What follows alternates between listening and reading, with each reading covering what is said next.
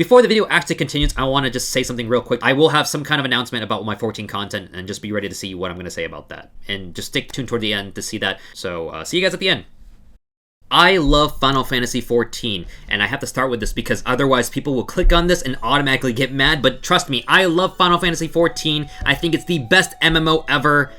Next to RuneScape, of course, but, you know, nothing can really beat RuneScape. That's the go. But I believe no matter how great anything is in the world, it should always be open to criticism. And 14 has many great things going for it, but I think we can all agree there are certain points in the game that we're kind of like, yeah, that could be better, or this is probably the worst aspect of playing the game. Today, I'll be talking about what I find to be the worst parts of playing 14. If you guys have any kind of feedback that you also want to bring in as well, please feel free to comment that. I love to read that, because I think it's always great to have a healthy discussion about this stuff, and maybe, who knows, somebody from the team could be watching the video. Yoshi P, Soken, I don't know if he actually has a hand in game development. The things I talk about today are the things that I find to be mildly frustrating and wish there could be a fix for one day. And not just my opinion, but these are some things that my people in my Discord have suggested as well. So if you're interested in joining my Discord, check out my Patreon. Before we start, I do want to address two things. I will not be talking about the 2-minute buff window meta thing because honestly, I think that discussion has been beaten to the ground enough and I have no strong opinions about it. Like, I don't really care. In fact, I don't mind it at all. And maybe that's just a me thing. I don't mind it at all. So we're not talking about that today. Sorry. The second thing is the Criterion rewards.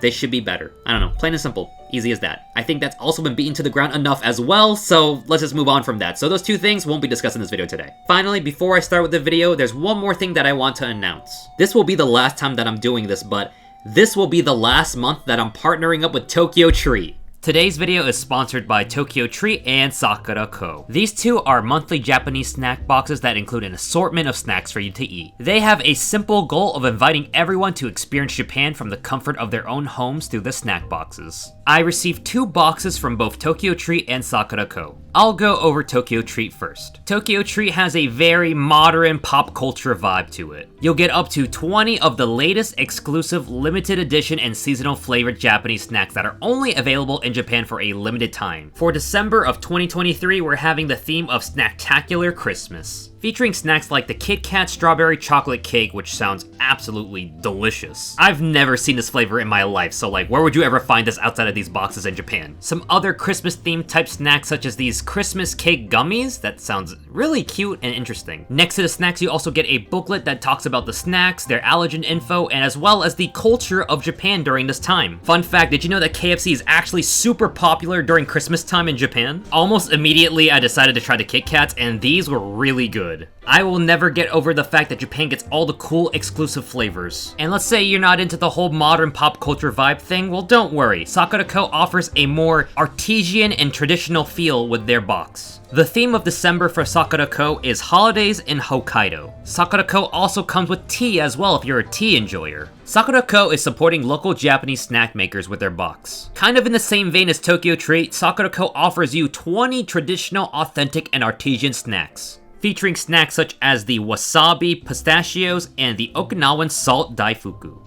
However, unlike the Tokyo Treat box, the Sakura Co box comes with a special Japanese tableware for you. Thankfully, it's not chopsticks for me. This time it's just a indigo yuzen dish, which looks really cute. I like the design on this one, and it's handcrafted, letting you really appreciate the work that went into this dish. To offset the sweetness from the Kit Kat, I decided to have this, alright, I'm gonna butcher this name, Yuzu Kaki no Tane, which is it's kind of like a salty snack thing with a little bit of crackers. It just tasted really good. It wasn't sweet. I wanted to off-balance that sweetness from the Kit Kat, pretty much. I am not a huge fan of peanuts, but I toughed it out for the crispy Kaki no Tane, a crescent-shaped senbei. And for those curious, a senbei is essentially a Japanese rice cracker. Order on their site before December 15th to get these special themed boxes for the month. And hey, just saying, these boxes make really great gifts for the holiday season, so, you know, if you're looking for a gift for somebody, why not invest in these boxes? And just as I said earlier, guys, sadly, this is the last month that I'm partnering up with Tokyo Treat and Sakura Co, so please get these boxes with the code KOGON to get $5 off the first purchase of your box. With that, it has been a pleasure partnering up with them, and please enjoy these boxes as much as I did when I got these boxes from them, guys. Thank you for watching, and let's continue with the rest of the video. Now with the sponsors out of the way, let's go ahead and talk about the topic of today. say the things that I find to be the worst aspects of 14, starting with the friends list. I think the friends list could use a bit of reworking, starting with the cap. Like, I didn't think in my years of playing 14 I would hit that cap of 200, friends added,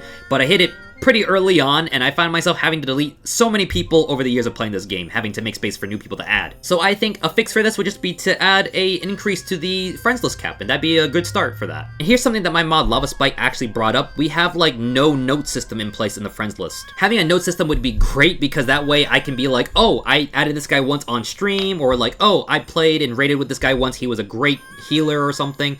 That way I'm able to keep track of like all 200 people that I've added, and I'm not gonna lie, I don't really remember like 95% of you guys on my friends list. I'm so sorry. It's like sometimes I get like a one and done ad and I never interact with that person like ever again. When it comes to deleting people on your friends list, I don't like the fact that it's not mutual deletion. Meaning that if I take somebody off my friends list, I would like myself to be off theirs as well. That way, if somebody was to do it to me, I would know, hey, we don't talk like that anymore.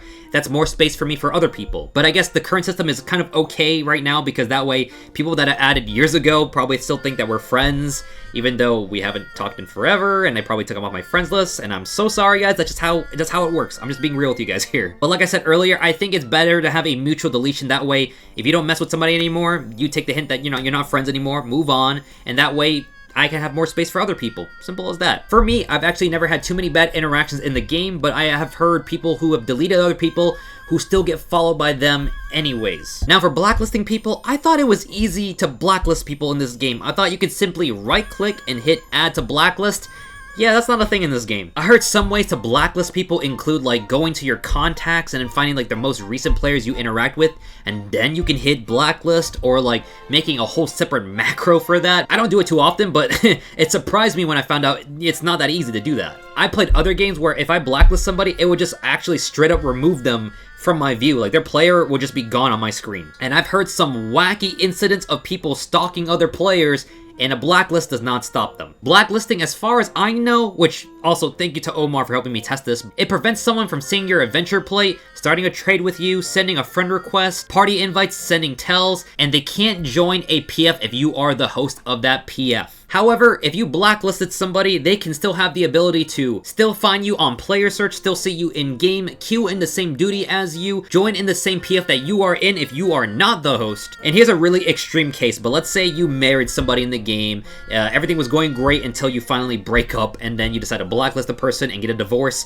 and because you initiated it, you lose your ring. Your former spouse will still keep their ring, they can teleport to you whenever they want, and even if they're blacklisted, it will still work from what I've heard. And it really doesn't stop until you either like marry somebody else from what I've heard, or go to a different server. So you have to go through a bit of like hurdles to get there. The next thing I want to talk about in this video that gives me a headache is the housing system of 14. And I mean, when you finally get your house, it's a great feeling. When you decorate it and it looks great, that is like accomplishing one of the hardest things in this game, I think. But first off, you'll need to get a house. Of course, anybody can get an apartment easily for 300k at any of the like apartment residential housing areas. But getting a house itself requires you to go play the lottery system. And it's all about RNG, so you better pick a god and pray and hope that you win over everybody else that has bidded in the same lot as you. But of course, heads up, if you live in the Dynamis DC, you can easily get houses over there because there's so many spots open. Like I had to go verify this, right? I looked at the list and there are so many houses open. So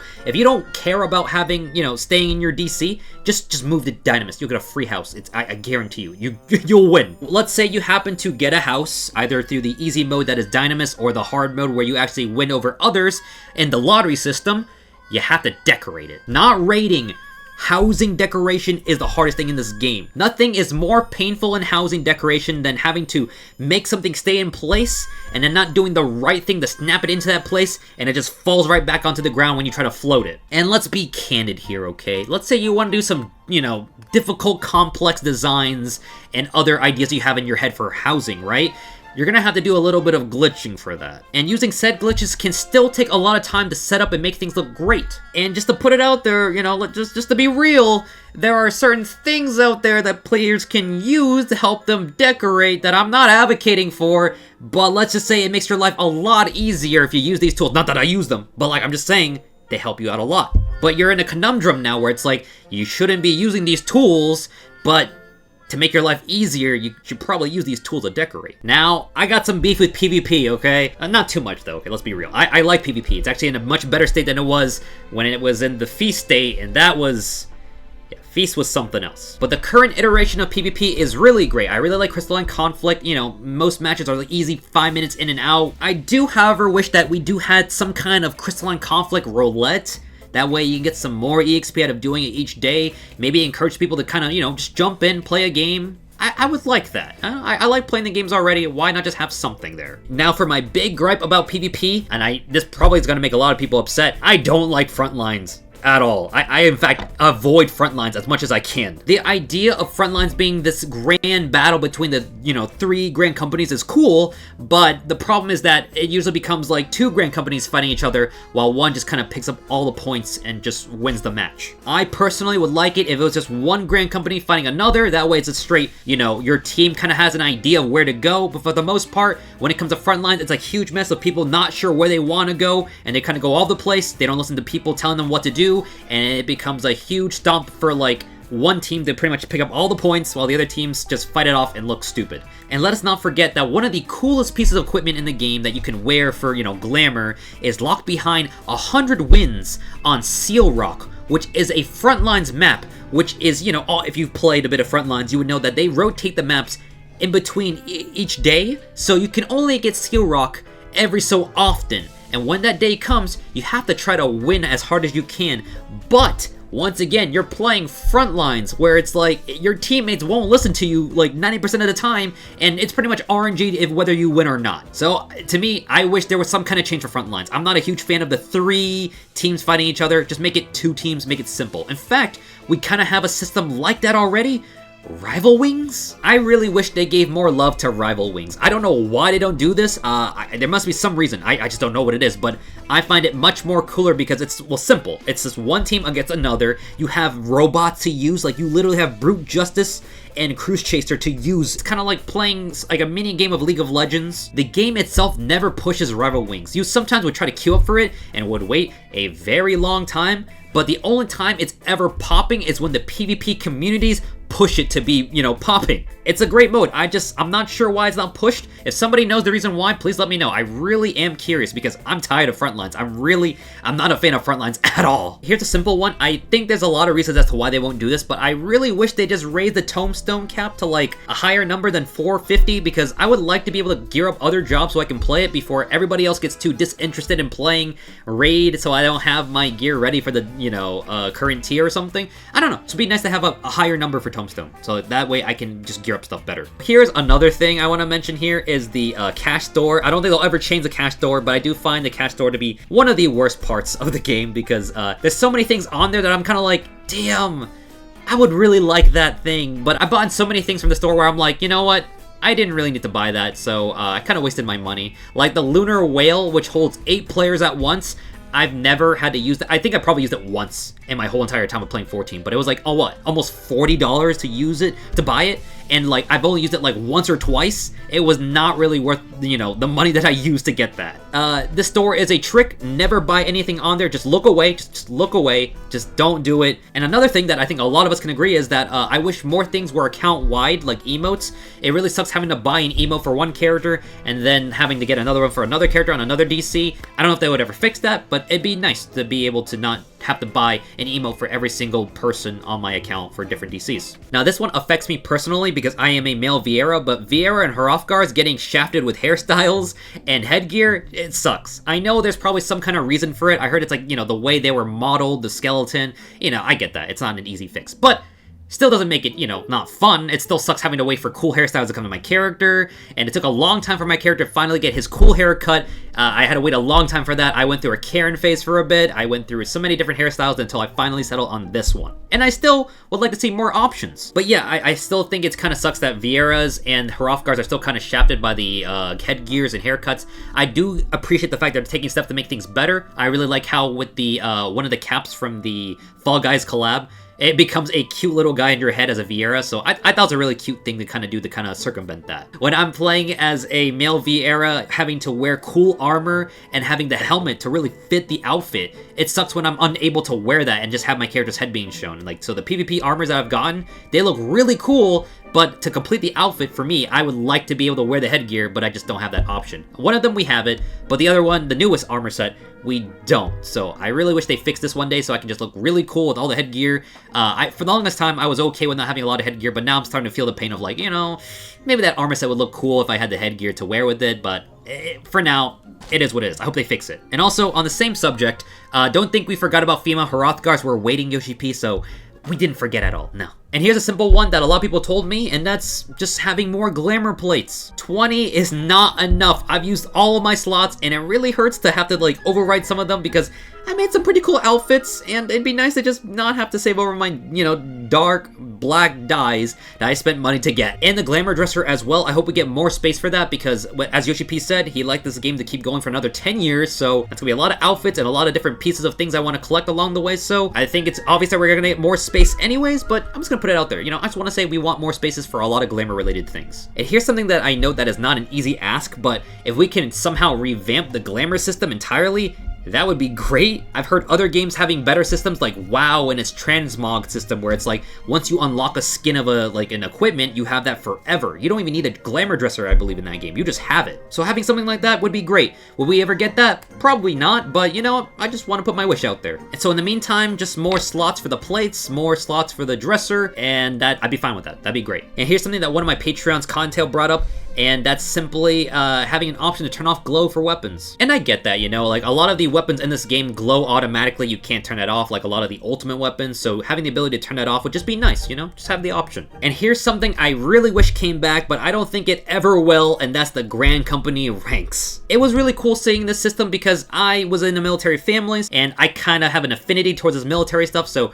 going through the ranks was just really cool to see this like progression you had when you're with your Grand Company. Currently, we're only stuck at the Captain rank for all the Grand Companies, and I was able to get through all the ranks for each one, but it sucks that we'll never hit that Fable high rank, and it just taunts us because it's like, what if there's some really cool gear we want to wear, and it's never going to come to us. And on top of that, the Squadron system was a really cool system where you have a bunch of NPCs that you can recruit yourself and send them out to missions and see them get stronger. Unfortunately, it sucks that this pretty much has been phased out from the game. It's been, I think, pretty much obviously replaced by the Trust system, so we'll never get that back ever again, but I found it really cool to recruit NPCs that you found along the way that heard of your tales of you playing the game, doing different things, and they're like, oh, I really want to join the squad that your player, the Warrior of Light, is a part of. And, you know, I thought it was really cool to have these NPCs be raised by us and get stronger as we played with them. So will it ever come back? Probably not, but I hope at the very least, the Grand Company ranks come back so that way we can get some cool Grand Company specific rewards and maybe, I don't know, add some kind of way to make it harder as you progress through the ranks to do different, like, tasks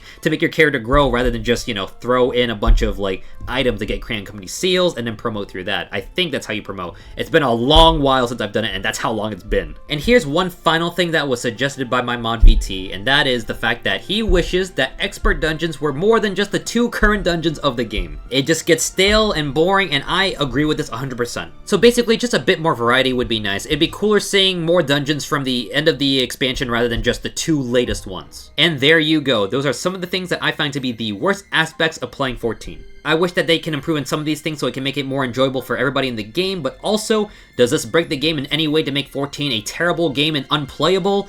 No, it doesn't. But it would be really cool seeing some of these things being changed for the better. Okay, one last final announcement before I end this video, and I want to make this transparent to all my viewers and anybody who watches my 14 content. As you guys may have noticed, I uploaded a video that wasn't about 14, Various Day Life. And that video did a lot better than I expected. Like, I thought that video was gonna get like 10K views at most, but it went up and it did really well. And I am thankful for everybody that watched that video, like, immensely. If you guys are my regular 14 viewers that took a chance on that video to watch it, I love you so much, thank you. But between now and Dawn Trail's release, I'm gonna try to do different content, because I'm not gonna lie, it's really tough making videos for a game that's currently on its break period, and there's not going to be much content released, so I will be cutting back from 14 content a lot between now and Dawn Trail to try to experiment with different things and just kind of grow out from here. Does this mean I'm quitting 14 forever? No. Do I still love 14? Yes. Is this currently going through a break time? I'll probably stream it every now and then if I want to, so follow me on Twitch if you want to check that out. But for the most part, still love 14. I just want to try different things out. So thank you to everybody who's staying with me during this trying time. Let's be honest here, between now, like, what's it got, like 5 months or 6 months until Dawn Trail's release? It's a long time. Like, I can't be sitting here just making 14 videos all the time. Like, I don't want to make reaction videos about stuff. I don't want to, like, oh man, Kogan's take on this guy's drama thing. Like, I don't want to do that. I don't want to make videos like, oh, what your job says about you anymore. Like, for the time being, I just want to take a break and walk away from that stuff. So, everybody, thank you so much for, sticking with me. Just know I appreciate you so much, and I do have a Patreon, so please check out my Patreon, guys. So with that said, see you guys in the next 14 video, if you only watch my 14 videos, or see you in my next one, which I hope you truly enjoy. So with that, have a good one, guys. See you guys later. Once again, thank you to all my Patreon members out there, and it also feels really great to see this community grow as time passes. And a big shout out to the newest Patreon member, Cottontail. Welcome back to the community. It's great seeing you again. If you wish to support me, join the Discord, or be a part of the credits at the end here, then please check out my Patreon in the description. Thank you guys for watching. See you guys next video.